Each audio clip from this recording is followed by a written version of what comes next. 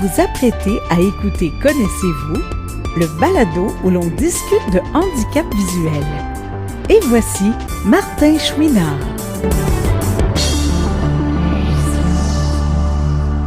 Bonjour à tous et à toutes. Encore une fois, bonne semaine. J'espère que vous allez bien. En tout cas, moi, ça va bien. J'ai eu des petites vacances récemment. Ça fait du bien.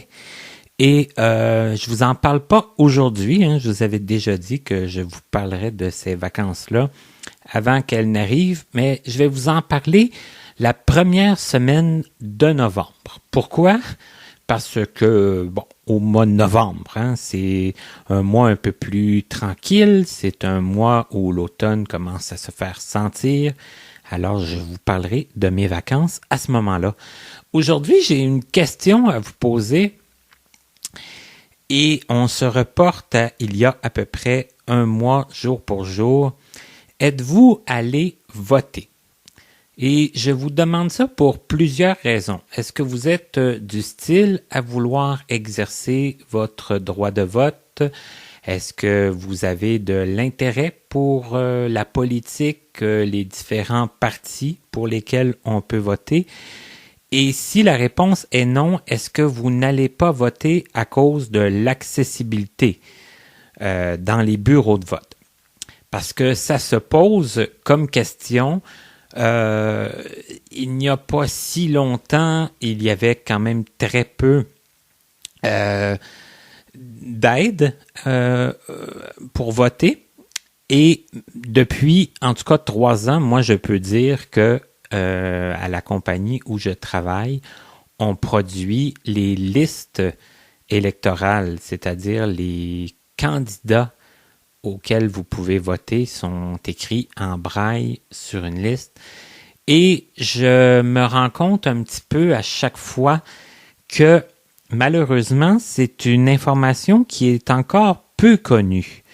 Moi, des fois, je dis aux gens, ah oui, t'es allé voter, est-ce que tu as eu notre liste braille qu'on a produit? Et on me dit, ben non, j'étais même pas au courant qu'il y avait une liste. Donc ça me déçoit un peu parce que je me dis, les gens le savent pas encore. Donc, c'est pour ça un peu que je vous posais la question, est-ce que vous allez voter? Est-ce que vous vous faites encore accompagner? Est-ce que vous êtes déjà allé voter seul? Moi, je suis allé, les 2 dernières fois, je suis allé voter seul. Il y a une des 2 fois qu'on m'a dit qu'il y avait une liste en braille. L'autre fois, il a fallu que je la demande. Ça a été quoi vos expériences? En tout cas, moi, je me dis, on est encore avec un gouvernement minoritaire. On va peut-être avoir des élections dans moins de 4 ans. La prochaine fois qu'on va aux urnes, il faudrait qu'il y ait plus de gens renseignés. Alors, je me dis, vous n'êtes pas obligé de répondre à ma question, mais je me dis, il faudrait se trouver un système pour que les adaptations qui sont mises en place soient encore plus connues et que les gens s'en servent. En attendant, une petite entrevue très sympathique aujourd'hui avec quelqu'un de très dynamique qui a fait aussi plein de choses, des choses auxquelles on ne pense pas nécessairement quand on a un handicap visuel. Cette semaine, notre invitée est Pierrette Thériault. Cette semaine, je vous présente une dame qui, elle aussi, a accepté tout bonnement et tout simplement à participer à Connaissez-vous. Elle s'appelle Pierrette Thériault. Tout d'abord, bonjour Pierrette. Bonjour Martin. Ça me fait plaisir que tu aies accepté tout bonnement parce que la semaine dernière, on se connaissait pas.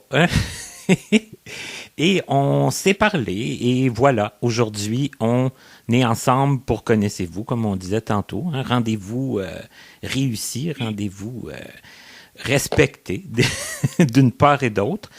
Et c'est comme ça qu'avec le projet, on est rendu à près de 175 entrevues. Alors, voilà.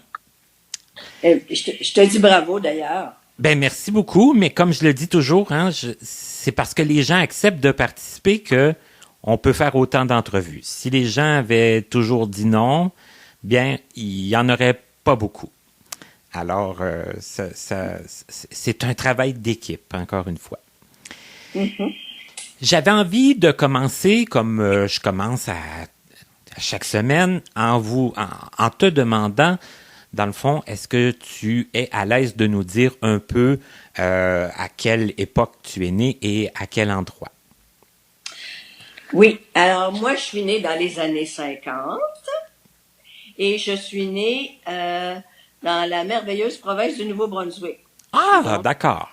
Je suis donc d'origine acadienne, mais je suis déménagée ici à Québec, dans la ville de Québec, à l'âge de 6 ans.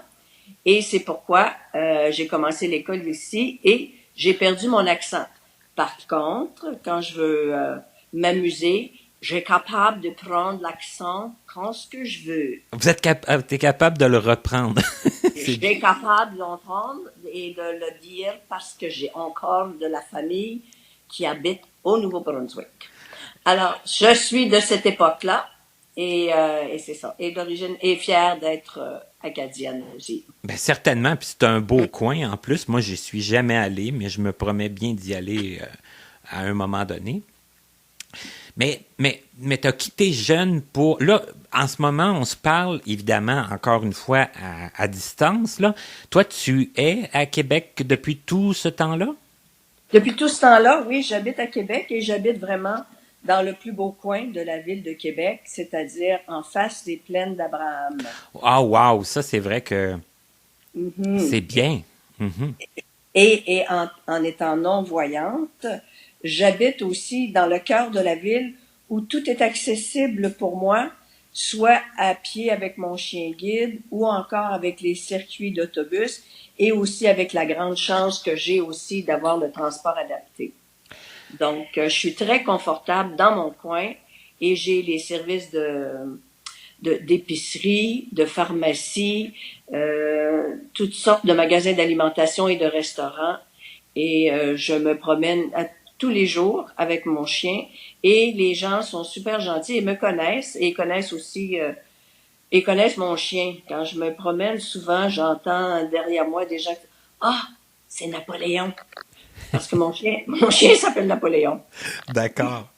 Je suis content qu'en début d'entrevue comme ça, on parle du côté du côté agréable, du côté accessibilité, du côté où tu as l'air d'être quelqu'un qui sort, qui ne s'empêche pas justement de vivre des choses et qui a aussi accès à des services qui nous facilitent la vie parce qu'on s'entend que le transport adapté dans certaines situations, c'est quasiment préférable.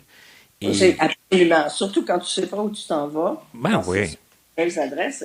Et moi, ben, comme plusieurs, ben, j'ai une cécité totale maintenant, mais je l'ai pas eu toute ma vie. Ben, commençons par ça. Oui, comment ça s'est produit, ça? Bon, alors moi, comme beaucoup de non-voyants, je suis atteinte de la rétinite pigmentaire. Oui, effectivement. On entend souvent ça.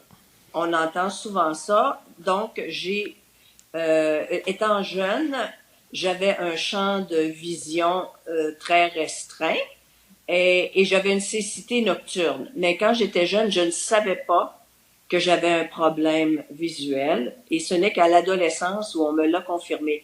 Donc, jeune, c'était embêtant pour moi. Je faisais plein de gaffes. Il m'arrivait toutes sortes d'accidents et je ne savais pas la raison. Et dans ma petite tête d'adolescente, malheureusement, je pensais que j'étais peut-être moins intelligente que la moyenne parce qu'il m'arrivait tellement de choses. Et quand j'ai appris que j'avais la rétinite pigmentaire, que j'avais une maladie des yeux sévère et qu'il fallait immédiatement que je débarque de ma bicyclette, eh bien, contrairement à des gens qui apprennent qui ont une cécité, moi, j'étais comme soulagée de savoir que j'étais pas plus idiote qu'une autre. C'est ça. C'était pas un problème intellectuel, c'était les yeux. C'était les yeux, mais quand on est adolescent, on mêle toutes ces choses-là. Ben oui. On fait des gaffes, puis on se demande pourquoi, puis on est insécure, on n'est pas bien dans sa peau, puis donc toute jeune, j'avais une rétinite pigmentaire, mais ce qui n'a pas empêché de faire une vie presque complètement normale. Je pourrais dire que mon champ visuel, quand au meilleur de ma vision, c'était à peu près grand comme si je faisais une comparaison avec des fruits. Eh bien, comme chacun des yeux pouvait être un pamplemousse. OK, si on peut s'imaginer, c'était ça la grandeur de l'espace que je voyais. Et je ne voyais pas ni en haut, ni en bas, ni sur les côtés. Et j'avais naturellement une cécité nocturne, c'est-à-dire aussitôt qu'il faisait sombre, pour moi, c'était l'obscurité totale. Mais bêtement, je pensais que tout le monde était comme ça, puis personne ne voyait quand il faisait sombre. Mais c'est très important ce que tu dis là, parce que comment on peut savoir ça quand on est jeune? Hein? On pense qu'on est comme tout le monde. Puis que... Comme tout le monde, en effet. Et tranquillement, au fil du temps, eh bien, cette vision-là, au début de la vingtaine, oups, j'ai perdu la vue complète d'un œil. Donc, ça me fait comme la vision, la grosseur d'un pamplemousse qui pourrait être mon champ de vision. Mais c'était quand même assez pour faire une vie assez normale. J'ai fait plusieurs choses. J'ai eu différents emplois. J'ai toujours été artiste dans le fond de l'âme. J'ai fait du théâtre plus jeune. Je suis allée en art plastique au Cégep Sainte-Foy. Et pour gagner ma vie, j'ai eu un emploi au gouvernement du Québec. Parce que vivre en tant qu'artiste, il faut savoir vivre pauvrement. c'est ce qu'on entend souvent. Hein? Oui, il faut savoir être pauvre. Mais revenons un peu à l'enfance. Oui. À l'école, comment ça se passait? Parce que là, tu disais, bon, je faisais des gaffes, tout ça, mais à l'école, est-ce que tu réussissais quand même à bien suivre? Est-ce que... Oui, je réussissais à bien suivre parce que le champ de vision que j'avais, OK, et je portais des lunettes parce que j'étais myope. Donc, ce que je voyais en face de moi et l'écriture et la lecture, c'était clair. C'était pas grand, mais c'était clair. Donc, j'ai pu étudier. J'étais pas une élève exceptionnelle, mais quand même, ça allait. Ça allait. C'est seulement dans les sports, quand on est jeune, dans la cour d'école et qu'on joue des sports de ballon et tout ça, je n'arrivais jamais à attraper le ballon. Ça, c'était... Et c'est pour ça que j'étais jamais choisie dans les équipes de sport. Et j'ai même, plus jeune, je voulais faire partie des guides et des scouts. Puis à ce moment-là, il y avait beaucoup de monde qui allait dans ce mouvement-là. Et une journée de fin de semaine, là, il y avait trop de monde. Ils ont fait comme pas des tests, comme ils ont fait une journée de sport et tout ça, mais j'étais tellement mauvaise là que j'ai même pas pu faire partie des guides. Oh non. Alors que toutes mes copines, elles faisaient partie des guides. Ah. C'est des embêtements qui sont venus à cause de ma vision et je le savais pas encore. Mais c'est ça ajoutait un peu à tout ce petit stress-là qui disait, coudonc, je suis donc pas fine. Je suis donc gaffeuse, je suis donc maladroite. C'est comme... C'est ça. Ah, c'est plate pareil, c'est vraiment plate. Oui. Mais ça a fait de son temps. Puis quand j'ai su que j'avais quelque chose qui était assez sévère, ça m'a soulagée. Puis j'ai vu la vie d'une autre manière. C'est ça, ça explique les choses. Puis après ça, on peut prendre d'autres dispositions. C'est ça. J'ai eu la chance de voyager. J'ai eu la chance d'avoir des emplois que j'aimais beaucoup. Alors, tu sais, et tout ce temps-là, ma vision diminuait. Là, on est rendu au début de la vingtaine où j'ai une vision où la périphérie est grande à peu près comme la grosseur d'une orange. Après ça, ça diminue tranquillement au fil du temps et c'est tellement subtil, ça fait pas mal, mais ça semble et tu ne crois jamais que tu ne verras pas. Moi, j'ai jamais cru que j'allais perdre la vue là complètement. Ça, je n'ai jamais cru ça. Que le fruit diminuait, oui, Ouais, mais c'est ça. Ça diminuait, mais c'était tellement subtil. Et puis, tout à coup, je vois plus l'autobus au loin. Je suis plus capable de faire ci. Je suis plus capable de faire ça. Puis là, oups, c'est devenu gros comme un citron. Après ça, gros comme une limette. Donc, le trou devenait de plus en plus petit. Jusqu'à ce que, à la fin, ça devient comme un bleuet. oh boy. Donc, un bleuet, puis après ça, c'est dur à calculer à partir de ce Ben moment-là. là, Là, oui, c'est vraiment petit, là. ouais, c'est vraiment petit. Et à ce moment-là, ben, j'ai arrêté de travailler parce que c'était difficile de me rendre à mon travail. Mais j'ai toujours continué, par contre, à dessiner.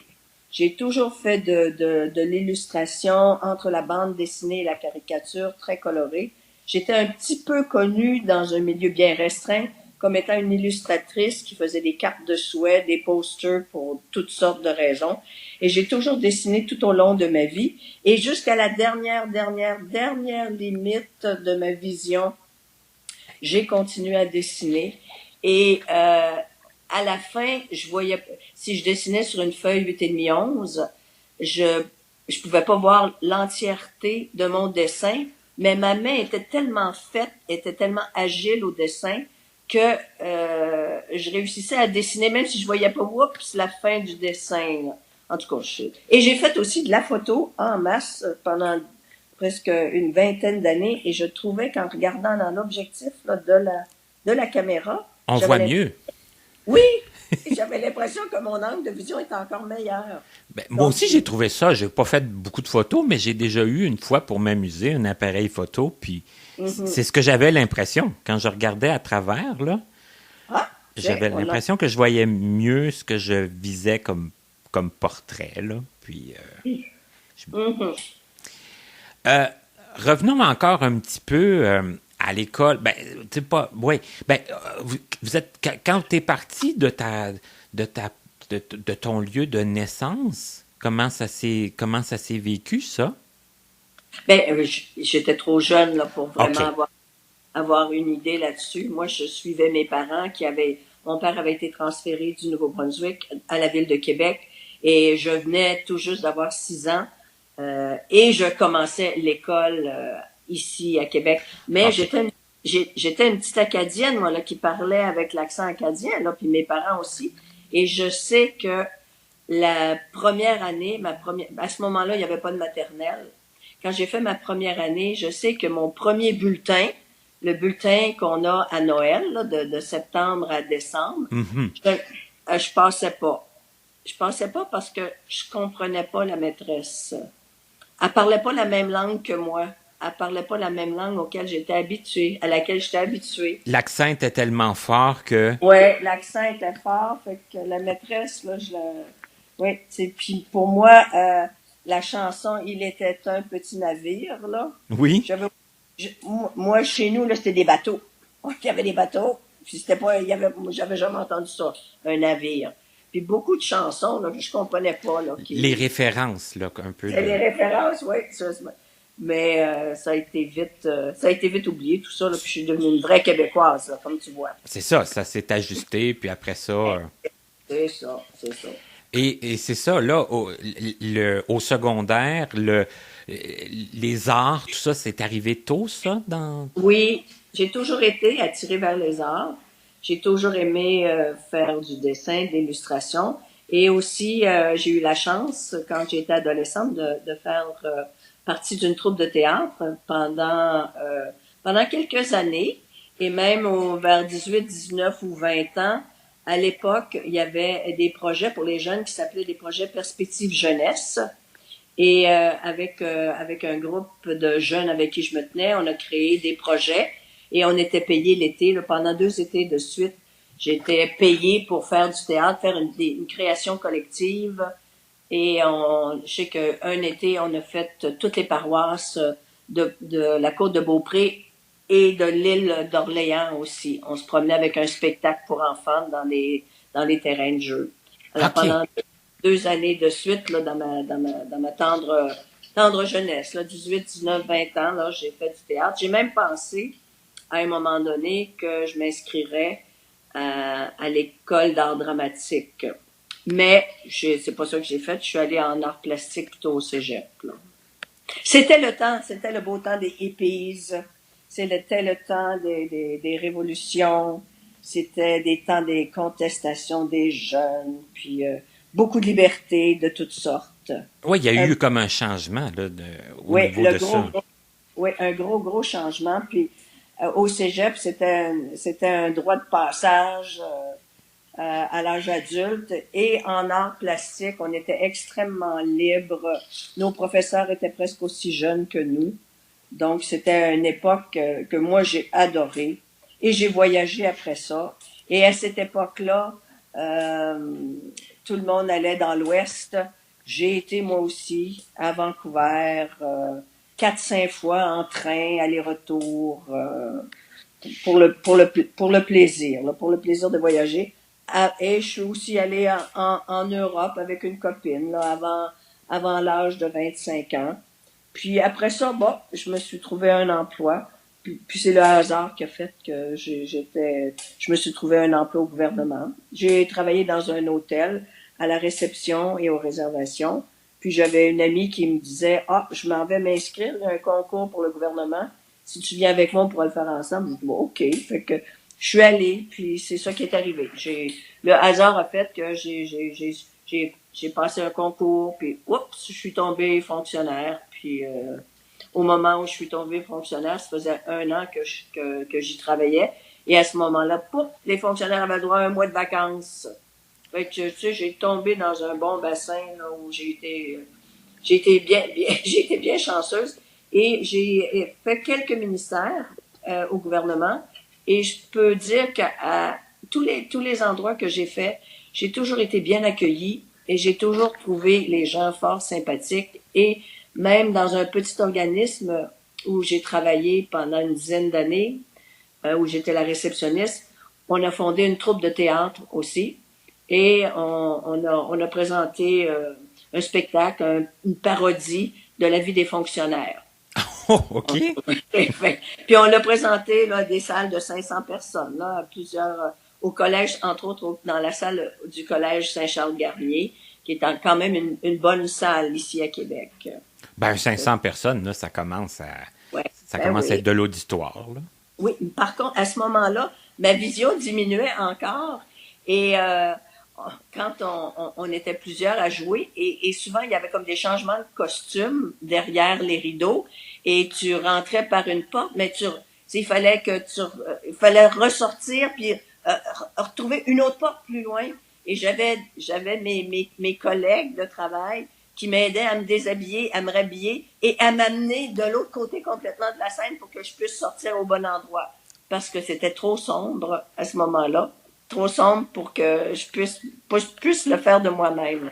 Fait que déjà, là, à ce moment-là, au début de la trentaine, là, j'avais commencé déjà à avoir des problèmes, là, en tout cas, dans l'obscurité, dans la noirceur. Plus de restrictions, là, Plus de restrictions, c'est ça. Mm-hmm.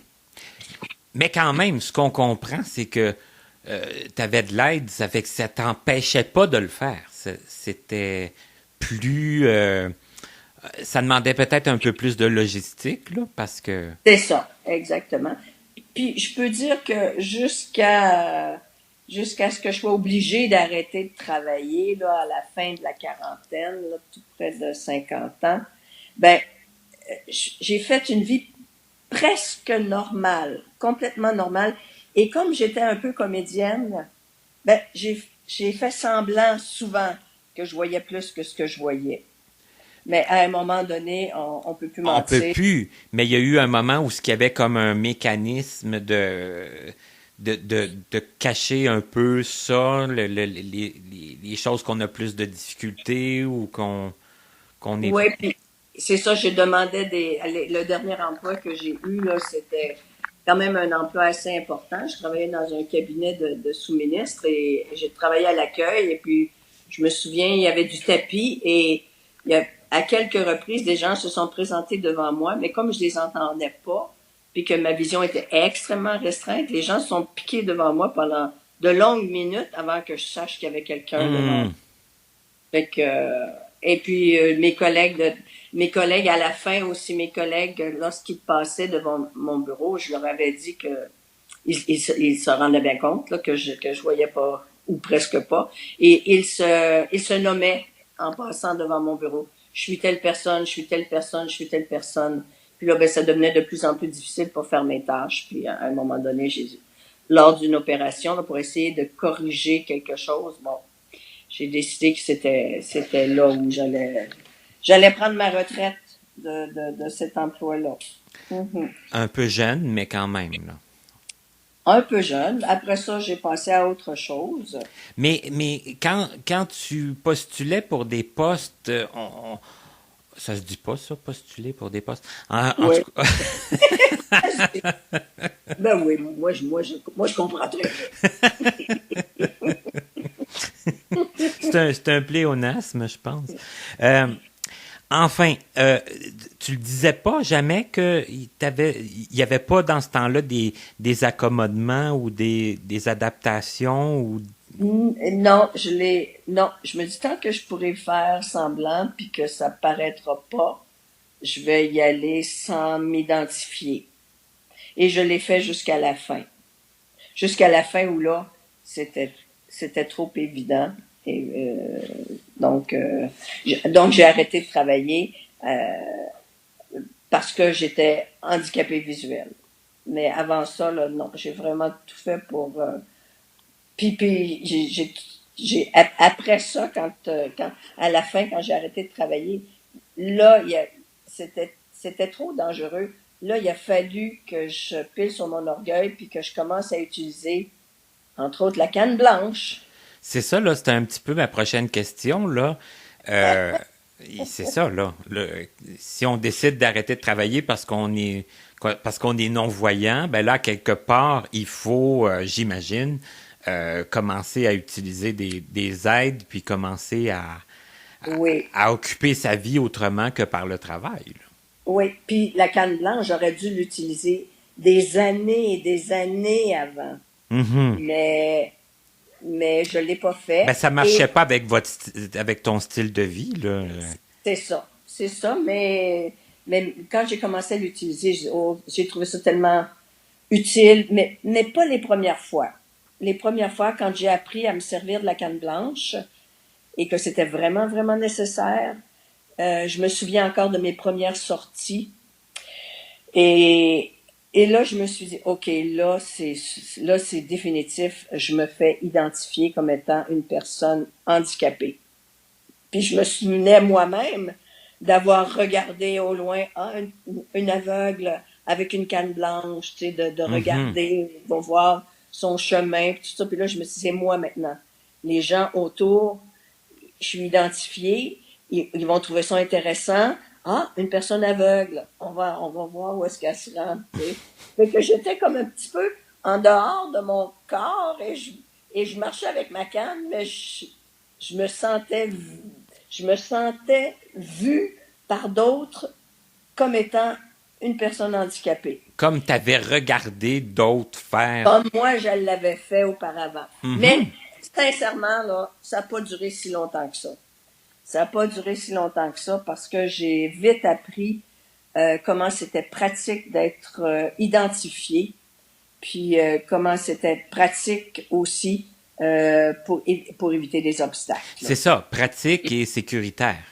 Oui, parce que quand tu vois de la grosseur là, d'un raisin, là, c'est pas un grand champ de vision. Hein? Non. T'en manques pas mal. Puis... Mais même avec un champ de vision de grosseur d'un raisin, je pouvais quand même être au coin de la rue et si je me plaçais dans le bon angle, je pouvais encore distinguer un signal de piéton. Je pouvais voir la lumière du piéton. OK. Ça restait assez longtemps. Là, OK, c'était peut-être juste ça que je voyais. Je voyais ni le poteau, ni les véhicules, ni le trottoir, ni rien. Mais si je faisais un panorama, là, oh, OK, là, c'est le signal du piéton. OK, j'attends, c'est la main. Ah, OK, là, je peux marcher. Mais Fait que, ça, c'est important ce que tu dis aussi parce que peu importe la vision qui nous reste ou le champ visuel qu'on a, ou en tout cas, il y a des choses qu'on est capable de voir et ces choses-là sont importantes, même si elles sont minimes. oui, le peu que tu vois, tu te fies là-dessus. Je pouvais voir le trottoir et s'il y avait quelqu'un qui se promenait devant moi, je voyais ses pieds. Donc, je suivais des pieds. Parce que je me disais, cette personne-là, elle va pas tomber dans un trou, elle va pas foncer sur rien. Je peux donc suivre des pieds. Mais je ne voyais que des pieds. Ou peut-être même un pied à la fois. Tu sais, OK, on est sur un trottoir, OK, il y a des pieds là. Fait que je suivais. Tu sais, on utilise tous les moyens qu'on peut. C'est ça, puis dans les circonstances, les pieds, comme tu disais, c'était ça Bon, l'idéal à suivre, là. c'est ça. C'était des pieds à suivre, en effet. Je suis tombée à une autre étape par la suite, quand je suis allée me chercher un chien guide. Oui, comment c'est venu, ça, cette idée-là? Ben, là, vraiment, là, mon raisin qui tombe à un bleuet, là. Oui. Là, ça, c'est vraiment pas beaucoup, là. Puis avec la cécité nocturne en plus. Alors, j'ai fait ma demande à la Fondation Mira et j'ai travaillé avec des intervenants ici à Québec en mobilité, en orientation. Et je suis allée à Sainte-Madeleine pour chercher mon premier chien. J'en ai eu 4 à date. Et le premier, c'était en quelle année, ça? En 2001. OK. Ça fait donc 20 ans. Oui, OK. Donc, 4 chiens en 20 ans. En 20 ans, c'est ça. Et je dois dire que la première fois que je suis allée chez Mira, à cette époque-là, il y avait encore Éric Saint-Pierre qui était le directeur et Nicolas Saint-Pierre qui travaillait aussi comme entraîneur. J'ai trouvé ça assez difficile. Le Même premier très- chien, c'est quelque chose, hein? Oui, C'est long oui. quand même, la première Oui, fois. c'est ça. Puis je mets les animaux d'avance, donc j'ai toujours aimé les animaux. Mais là, c'était plus un toutou de la maison. Là, c'était vraiment mon instrument de travail, mon animal sur lequel j'allais devoir me fier. Et il fallait que je sache comment l'utiliser. Et ça aussi, c'est tout un apprentissage, la confiance. Puis alors le premier chien, et je savais pas à cette époque-là à quel point je suis tombée sur une perle, parce que c'était un bouvier bernois, c'était une femelle, et ils m'en ont donné une bonne parce qu'elle était très très lente. Tu sais, c'était pas énervé du tout, ça marchait pas tough, pas tough, pas tough, pas tough. J'ai donc toujours resté sur le trottoir, jamais tombé en bas de la chaîne de trottoir. Tu sais, ça évitait les obstacles, mais lentement. Il fallait. Et je savais pas ma chance pour un premier chien. Tu sais, c'est comme ça qu'il fallait vraiment commencer. Mais est-ce Et, que ça te convenait quand même? Est-ce que au départ, t'aurais-tu ben, pris un chien plus rapide? je connaissais pas la différence. OK. Tu sais, on sait pas.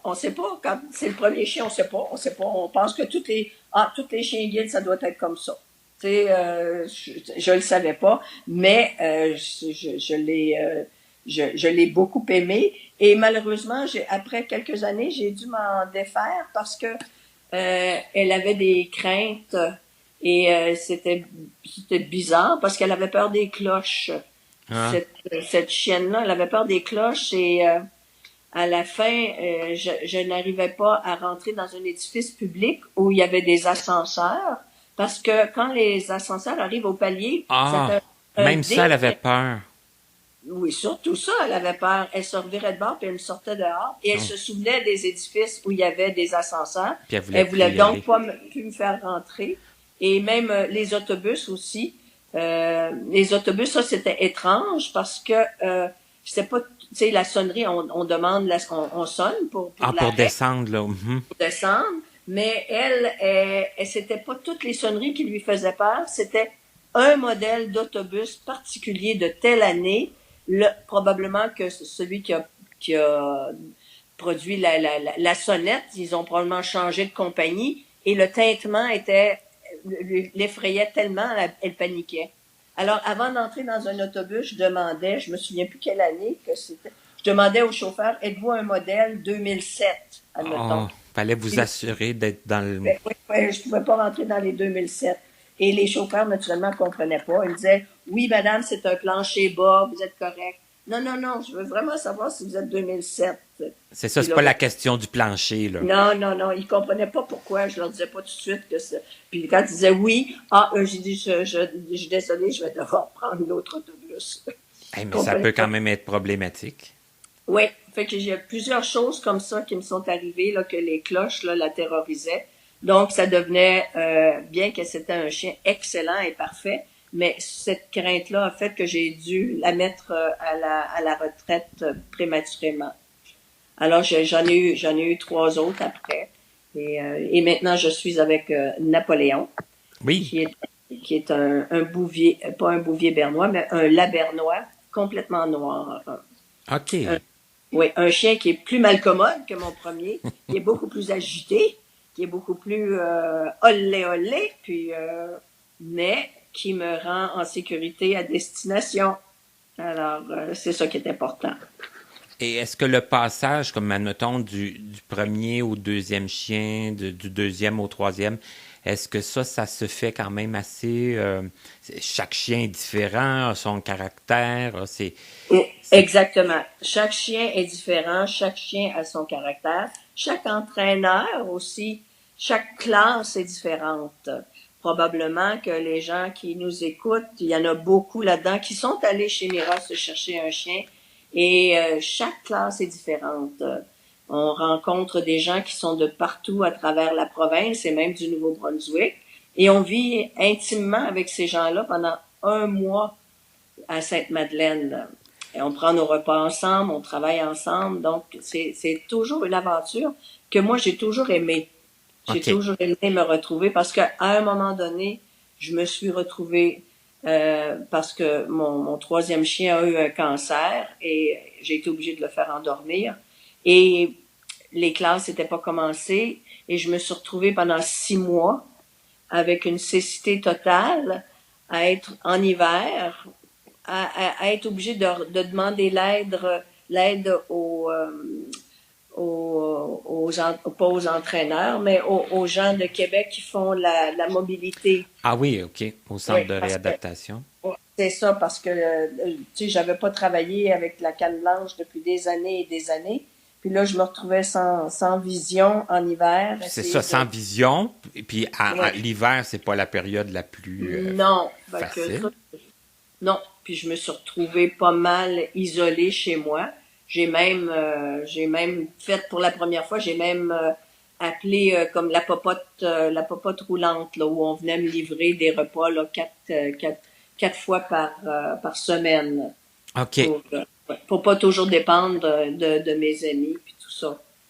Mais celle-là, je l'ai trouvé dur là. Moi, je voulais au moins sortir dehors pour faire au moins un pâté de maison, tu sais, un bon 15 minutes.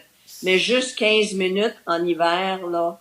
J'ai trouvé ça assez difficile. C'est ça, dans des conditions peu favorables, là, c'est pas plaisant, là. C'est pas... Exactement, puis c'est insécurisant. J'ai réussi à le faire, là, mais j'allais pas me promener pour le plaisir, j'allais vraiment me promener pour prendre de l'air parce que je ne voyais, après avoir eu un chien guide, là, je voyais aucun plaisir à m'en aller, Dieu sait où, avec une canne blanche, alors qu'il y a des montagnes de neige à gauche, à droite, la glace sur le trottoir. J'ai trouvé ça très difficile. 6 mois, là, quand j'ai eu le téléphone de Mira qui m'appelait pour aller à ma classe, là, j'étais aux oiseaux. Ça a été comme un soulagement, là, puis de dire, bon, on va pouvoir reprendre une vie plus... plus normale, plus sécuritaire, faire des plus longs trajets. Je marche tous les jours de 2 à 6 kilomètres. Hey, quand même, là, 6 kilomètres, ça commence à faire. En fait, 6 kilomètres, là, c'est parce que je refais mon 2 kilomètres 3 fois. Ben, quand même! Je reste à peu près à 1 kilomètre d'une rue où il y a tous les services. Et quand je reviens, ça fait 1 kilomètre. Mais des fois, par des belles journées, je retourne dans l'après-midi pour autre chose. Et si on est une super belle journée d'été, ben je peux peut-être retourner en soirée pour aller me chercher un cornet de crème glacée et revenir à la maison. Ah, OK, c'est que tu comptes pas tes pas, là. Tu comptes pas le Non, nombre non, de non. fois que tu vas te déplacer. Non, non, non, non. J'ai d'ailleurs fait un petit enregistrement audio qui est un peu humoristique, là, avec un petit accent acadien de moi qui se retrouve dehors dans le milieu du trafic avec mon chien et j'explique aux gens quoi faire quand ils rencontrent une personne qui est non-voyante avec un chien guide. Et OK. je les invite à me parler, premièrement, à me saluer. Et j'explique aussi qu'il faut pas parler au chien, qu'il faut pas le toucher. Et je leur explique aussi que le chien a certaines choses qu'il doit faire, qu'il connaît, mais il connaît pas la lumière verte, la lumière rouge puis la lumière jaune. Ça, il y en a beaucoup qui pensent hein, que c'est le chien qui Il y a, dit quand traverser. Ben oui, ils pensent que c'est le chien qui décide au feu de circulation, alors qu'on a travaillé tellement longtemps avec un professionnel en mobilité pour savoir justement à quel moment on peut traverser quand il y a pas de signal sonore. Fait que j'ai fait un petit audio là, humoristique là, mais on pourrait vraiment croire là que je suis pognée dans le gros trafic là. Puis que je suis en train de dire aux gens suivez-moi, je vais vous montrer qu'est-ce que je fais avec mon chien guide. Et ça, c'est une vidéo que tu as fait toi-même pour le Ah, c'est plaisir. plus pour le plaisir, pas une vidéo, j'ai dit peut-être une vidéo, mais c'est vraiment un audio.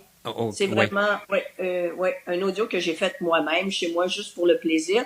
Pendant la pandémie, hein, il fallait se trouver des choses intéressantes à faire.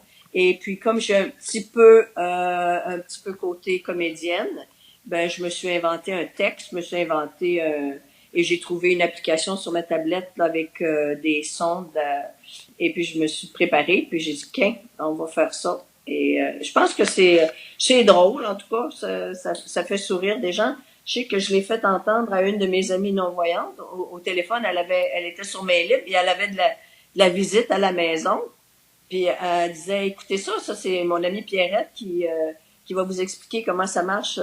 Et les gens qui étaient chez elle, sa sœur, son frère ou son beau-frère, je sais pas trop, des gens qui voyaient, là, eux, ils étaient tous, oh mon Dieu, Il pensait que il avait peur que j'étais dans le milieu du trafic. il pensait que tu parlais en direct du trafic, là. Oui, il pensait que j'étais vraiment dans le trafic alors que j'étais assise très confortablement dans mon salon. On va essayer de l'intégrer dans l'entrevue si on est capable de le faire entendre. OK.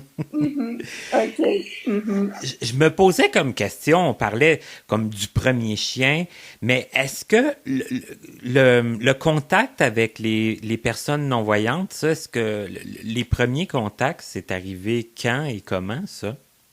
C'est arrivé assez vite. Quand je travaillais, j'ai su qu'il y avait un groupe de gens qui avaient un café rencontre une fois de temps en temps, des gens qui avaient la rétinite pigmentaire. Et c'est il y a longtemps, alors que je travaillais encore. Et je réussissais à prendre un congé une fois de temps en temps pour assister à ces cafés rencontres-là.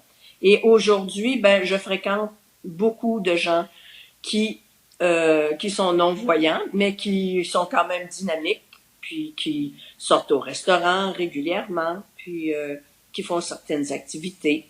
Donc, je suis encore en contact là, avec des gens là qui voient peu ou qui voient pas du tout, et des gens qui ont aussi des chiens guides. On se rencontre à l'occasion. Ça a été un peu moins fort là, pendant la pandémie. Évidemment, ben oui.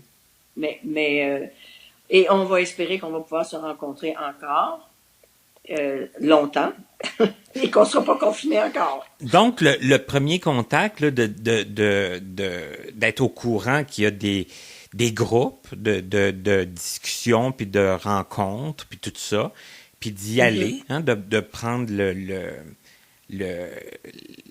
d'avoir le guts, là, d'y aller, de dire un jour on y va, puis on va voir qu'est-ce qui se passe là, qu'est-ce qui se dit, puis qu'est-ce qui... Puis comment les gens font, puis c'est quoi leur truc. Puis où est-ce qu'ils en sont rendus dans dans leur vie professionnelle, s'ils travaillent encore, s'ils ont été obligés d'arrêter de travailler. Moi, je me compte chanceuse d'avoir vécu une vie normale, puis d'avoir travaillé normalement, malgré mon handicap qui était assez lourd, là. Oui, oui, puis d'avoir fait des choses, tu sais, comme la photo, du dessin. Oui. Tu sais, c'est pas tout le monde qui a pu faire ça. Puis jusqu'à la fin, j'ai dessiné et je voyais que c'était éminent, probablement que peut-être que je croyais pas, mais que peut-être que je verrais plus un jour. Donc, j'ai fait, et comme je te disais, mes dessins sont comme une bande dessinée, comme des personnages de bande dessinée. Mais j'ai mon style propre à moi. J'ai donc fait une foule de dessins, des chats, des chiens, des souris, des grenouilles, des moines, des religieux. J'ai fait une foule et j'ai fait des tableaux aussi. Et maintenant, j'ai une bonne amie pour qui je faisais des posters quand je voyais mieux. Et elle faisait partie d'un club sportif. J'en ai fait autant comme autant. Et maintenant, c'est elle qui est mes yeux. Elle a emmagasiné dans son ordinateur au moins, si c'est pas 100, c'est 500 de mes tableaux Oh là et de là. mes dessins qu'elle a dans son ordinateur et elle habite à Montréal et justement sur FaceTime, on travaille ensemble et ça m'arrive régulièrement de faire imprimer différentes choses, des tasses, des aimants, des gilets ou des tabliers, mais surtout des petits aimants qui sont grandeur carte d'affaires avec une petite pensée. Et quand je vais me promener et faire mes courses, et ça m'arrive régulièrement de me faire aider par plusieurs personnes lors d'un petit voyage là, sur la rue Cartier. Et à chaque personne qui le veut bien, je leur offre un petit aimant pour mettre sur leur frigo. Comme le dernier aimant qu'on a pondu, parce qu'on fait une espèce de brainstorming pour mettre des petites phrases humoristiques. Eh ben, c'est le dessin d'une personne non-voyante avec un large sourire. Tout ce qu'on y voit, c'est des dents et une paire de lunettes noires, mais qui a aussi son chien guide. OK. Et derrière ce personnage-là, il y a un gros œil, mais un vrai œil. Donc, elle marche, elle pointe devant, elle marche avec son chien guide. C'est très drôle. Et en dessous, c'est écrit « On ne peut pas aider tout le monde, mais tout le monde peut aider quelqu'un. » Ça fait que c'est un petit aimant ces temps-ci, là. Ça m'arrive souvent là, d'en offrir au moins 3 à des gens que je croise puis qui m'ont donné un coup de main. Hey, mais c'est une belle phrase en plus. C'est tellement vrai. Oui, oui, puis j'en ai un autre que j'ai. Ben, on change régulièrement. J'ai un autre, c'était comme un chanteur de blues avec une guitare. Il sort comme d'un trou noir. Là, on le voit de la taille, là, puis il y a une guitare, puis il y a une grosse paire de lunettes de soleil, puis il y a un chapeau de bluesman, là. Et c'est écrit « Être aveugle, c'est rock'n'roll ». Ce qui est pas faux non plus, hein? C'est pas faux. Fait que c'est ça. Alors même si je dessine plus depuis plus que 15 ans et plus, ben je me souviens très bien de mes dessins et je peux les faire revivre grâce à cette copine-là qui, elle, est super contente parce que comme je lui ai fait des choses à l'époque pour ses clubs sportifs, maintenant, elle a l'impression qu'elle crée aussi avec moi parce que elle dit, OK, on va y mettre un petit cadre noir parce qu'il y a du noir là. Puis je pense que les lettres, ça serait mieux les lettres jaunes plutôt que blanc parce qu'il y a du jaune à tel endroit. OK. Puis, on choisit la calligraphie ensemble, la grosseur. Puis j'ai dit, bon, j'aimerais que l'image occupe au moins 3/4 du petit aimant puis que le texte soit juste 1/4 de l'image en bas. Ça fait qu'on crée ensemble les petits aimants, quoi. Et l'aspect, ce que j'en comprends, c'est que l'aspect visuel a encore une grande importance pour toi, là, parce que t'es encore capable de figurer un peu que ça va prendre 75%, le texte Oui, le 25%, puis ça a oui, une importance, là. oui. Puis j'ai dit, non, non, pas un cadre noir, on met un cadre rouge là-dessus. Ouais, mais il n'y a pas grand rouge, c'est pas grave, je vais avoir un cadre rouge là-dessus. Puis on écrit en blanc. Puis on va écrire ces mots-là en noir, tu sais. Fait que, ouais. Et oui, ça reste encore dans ma tête et j'ai encore une très, très, très bonne mémoire de tout ce que j'ai fait, là. Surtout à la fin, là, en précipitant les choses, j'ai fait une foule de dessins comme pour Noël, tu sais, pour toutes les fêtes, des lapins, j'ai fait toute la panoplie d'animaux possible, là. Mm. OK. Hey, c'est intéressant quand même, parce que... Mhm. Mhm. Puis c'est très drôle, là. Tu sais, c'est difficile à décrire quel type, mais c'est vraiment comme un peu de la bande dessinée, C'est là. ça, il y a un aspect humoristique, il y a un aspect, j'imagine, caricatural peut-être un peu, si on parle de bande dessinée ou... Oui, exactement, Mhm. exactement. Et puis, j'ai fait aussi plusieurs expositions de mes tableaux et je me suis souvent servi de la photographie comme base pour faire un fond à mes personnages humoristiques.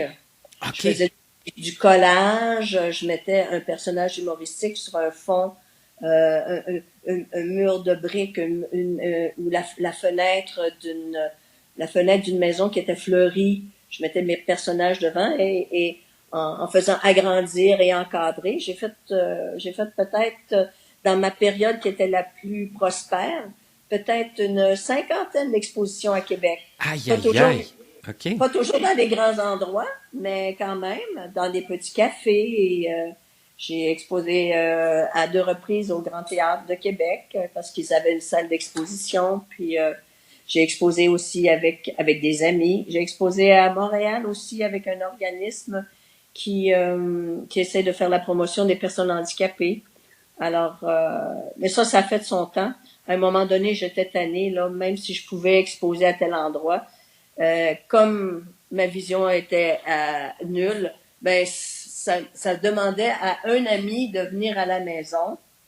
Et ce que j'ai pas dit, c'est que dans mon salon, au lieu d'empiler mes tableaux, j'en ai tout près d'une centaine, au lieu de les empiler dans un hangar, eh bien j'en ai au moins 41 dans mon salon. Ça fait quasiment comme une salle d'exposition. Ben oui. Alors, alors, je demandais à un ami ou à une amie de venir chez moi et de me décrire quels étaient les tableaux, de les enlever du mur, de les transporter dans son véhicule, parce que, et une fois rendu à destination, à la place où je les exposais, ben de les mettre au mur aussi. C'est Puis ça. si l'exposition dure un mois, ben après un mois, bon, ben si j'en ai 15, on les enlève, on les ramène à la maison, puis on les remet sur les murs, pas nécessairement au même endroit où ils étaient à la base, là.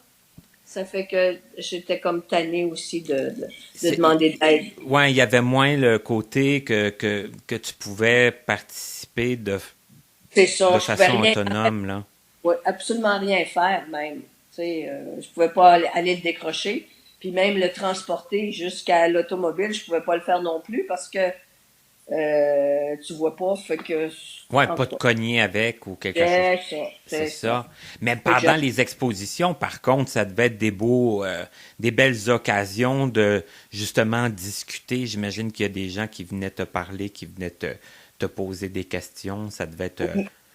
Oui, ben très ouais, intéressant, oui. Puis c'est comme je te dis, c'est dans l'humour.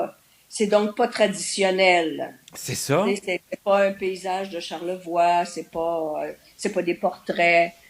Donc c'est un peu à part, c'est un petit peu marginal.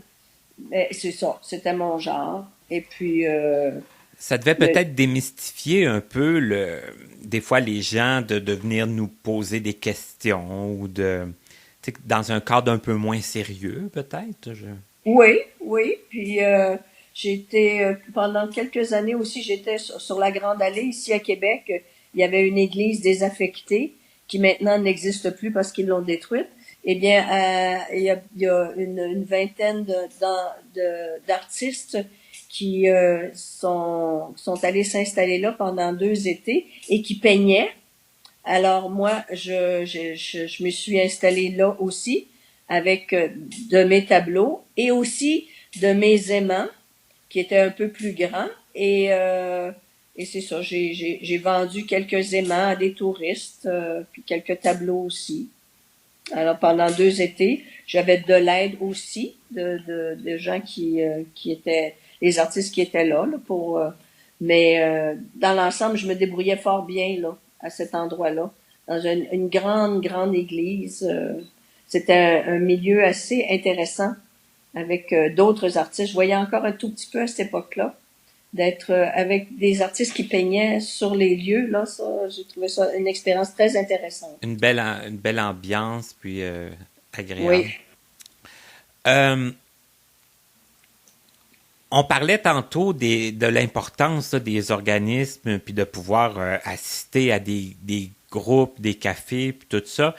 Et je trouve ça très important. J'en parle souvent. J'incite souvent les gens, justement, à s'informer des fois quand ils ont des besoins particuliers ou des envies de rencontrer des gens, de sortir, d'avoir des fois des raisons de sortir.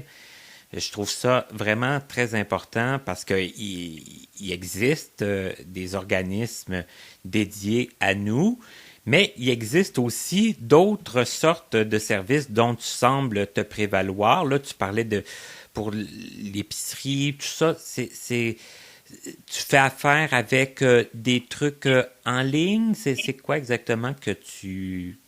Non, pas nécessairement en ligne.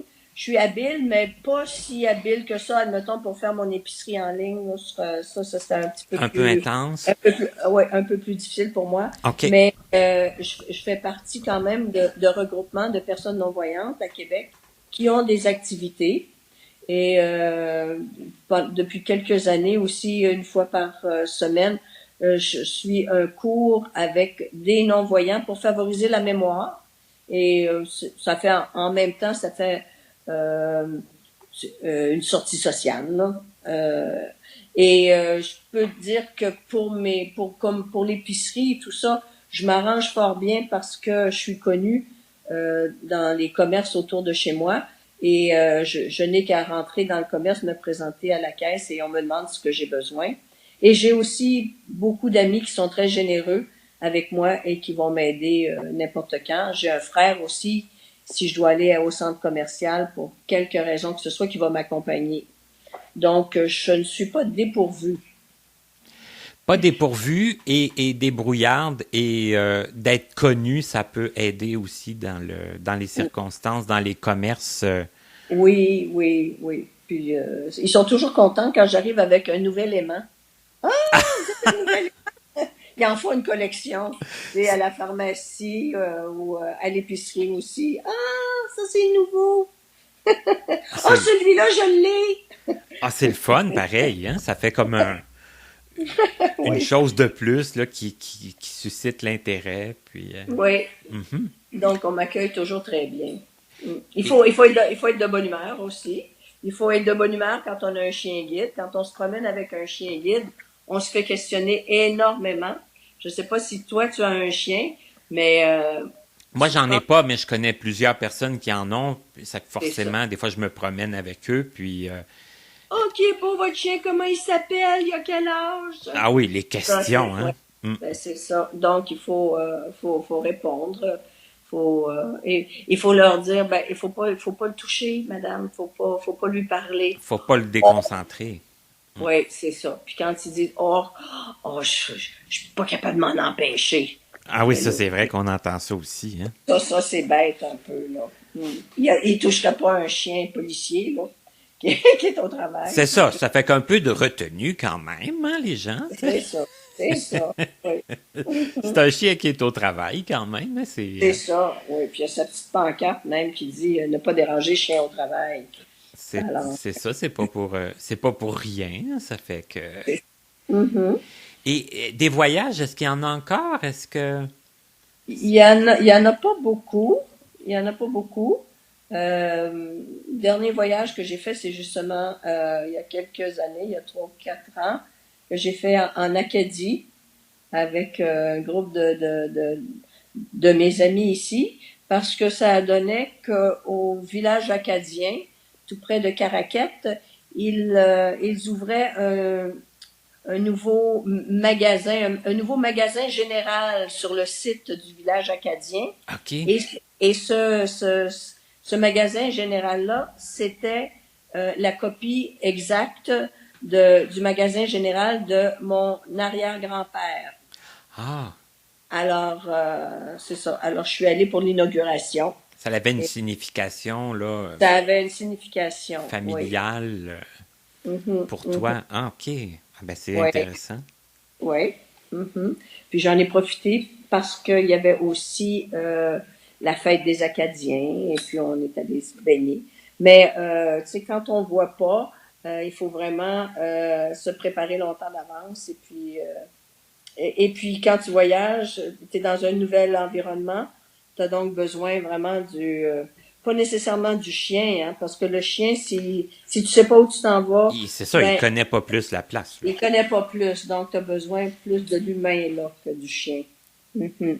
C'est important de le préciser parce que des fois, on y pense pas. Hein. On dit, la personne a part avec son chien, puis Non, il- mais le chien, on lui dit pas en sortant. OK, caisse populaire. Non, c'est toujours la personne non-voyante qui doit lui donner toutes les directions. C'est tourner à gauche, tourner à droite. Faut toujours savoir se situer dans l'espace. Surtout quand il y a des travaux. OK, il y a des travaux là. Faut donc que je bifurque puis que je m'en aille vers là. Puis si je m'en vais vers là, OK, ça va faire 3 rues de plus à traverser. Puis, OK, une lumière. Tu sais, il faut vraiment calculer là, son trajet. Là. Ça demande une concentration. C'est pour ça qu'on demande aussi aux gens de pas toucher au chien parce que, oups, si il touche au chien puis le chien, oups, il bouge un peu, on n'est pas dans le même angle, puis on repart dans le mauvais angle. ben c'est ça, là, ça Mais peut arriver, là, ça. ouais, là, on est rendu, on sait plus trop, là. On est perdu, peut-être. On est perdu. On parlait un petit peu de la pandémie. Moi, je trouve que, hey, on a-tu entendu parler de la pandémie, hein, puis des vaccins, puis de ci, puis de ça. Mais forcément, comme tu l'as dit, il fallait s'occuper. Tu disais aussi que, bon, la technologie, t'es habile, mais pas à n'importe quel prix, là, pas dans tout, puis tout ça. Mais c'est quoi tes intérêts au niveau de la technologie? Ben, entre autres, on s'est, pendant la pandémie, j'ai fait partie de 3 groupes qui se rejoignaient une fois par semaine sur Messenger. Donc, sur Messenger, je suis assez habile pour aller jaser avec les gens, faire un 5 à 7. Puis, c'est la même chose sur FaceTime. J'ai une tablette et un téléphone, iPhone. OK.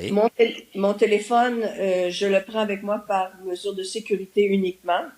Je travaille sur sur la tablette plus que sur le téléphone. OK. C'est ma tablette qui a toutes les applications avec YouTube puis toutes sortes de différentes applications de nouvelles et je vais fouiller.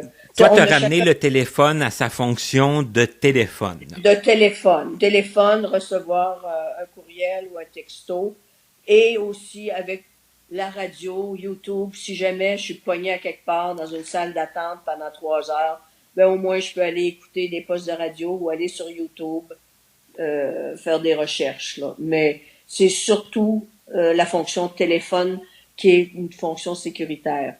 C'est surtout ça. Puis pour le transport adapté, Oui, c'est la même chose. J'ai besoin effectivement. de téléphone parce qu'il n'y a pas d'autre moyen. Des fois, on a à les appeler ou c'est Oui, pour retarder ou annuler ou quoi que ce soit. ou s'ils nous cherchent, ou tu sais, c'est toujours Oui, c'est pratique. ça.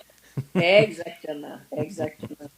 On est bien chanceux d'avoir le transport adapté. Ben, je le disais tantôt, hein, oui, effectivement, on est Mhm, chanceux. mhm. C'est pas parfait, hein? Non, c'est pas parfait, mais on est dans un pays riche, là, tu sais, qu'on peut avoir le transport adapté. C'est quand même un taxi qui nous mène d'une porte à l'autre, même si on fait la ronde de lait, mais on se rend à destination. Exactement. Et Mhm. des fois, quand c'est dans des endroits non familiers ou des endroits qu'on prévoit pas aller souvent, Des fois, c'est plus simple de dire, bon, je vais prendre le transport adapté. Je me badrerai pas à prendre le trajet. En tout cas, moi, ça arrive des fois que, que je me dis ça. Ouais, j'utilise peu l'autobus.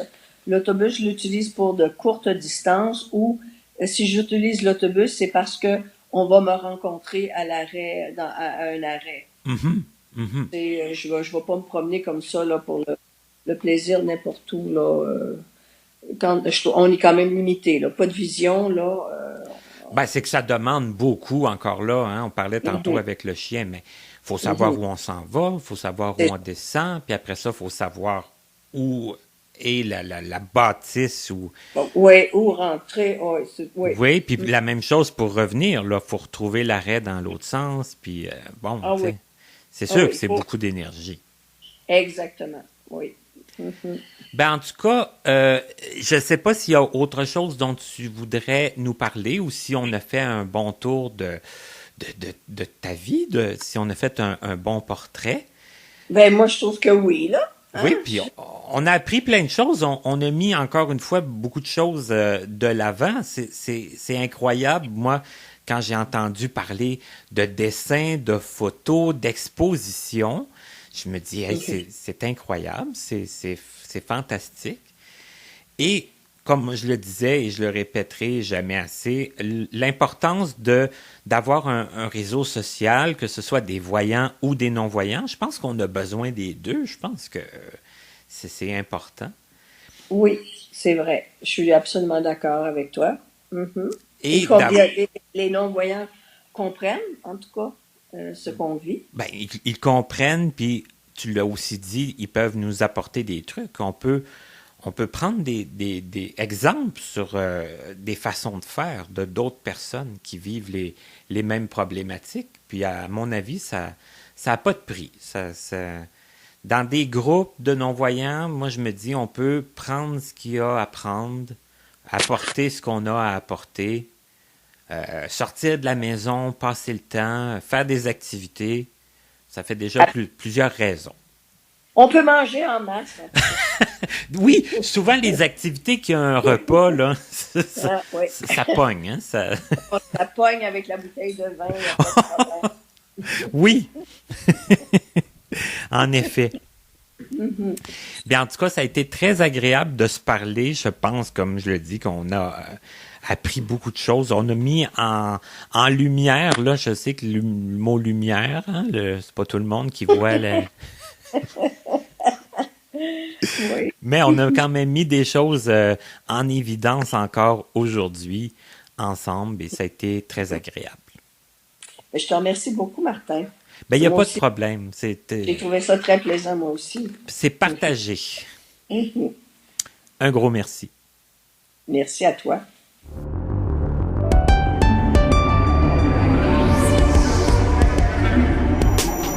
C'était Connaissez-vous avec Martin Chouinard. Collaborateur bénévole. Présentatrice, Katia Darèche. Recherchiste, Pierre Saint-Onge. Montage, Frédéric Gauthier. Mise en ligne, Stéphanie Carrasco. Musique, Stéphane Pilon. Pour toute question, commentaire ou si vous désirez écouter ou réécouter nos entrevues, visitez notre site web au www.martinchouinard.com. En terminant, il est important de prendre note que les opinions émises par les invités entendus dans ce balado leur appartiennent et ne reflètent pas nécessairement la pensée des collaborateurs de Connaissez-vous. À bientôt!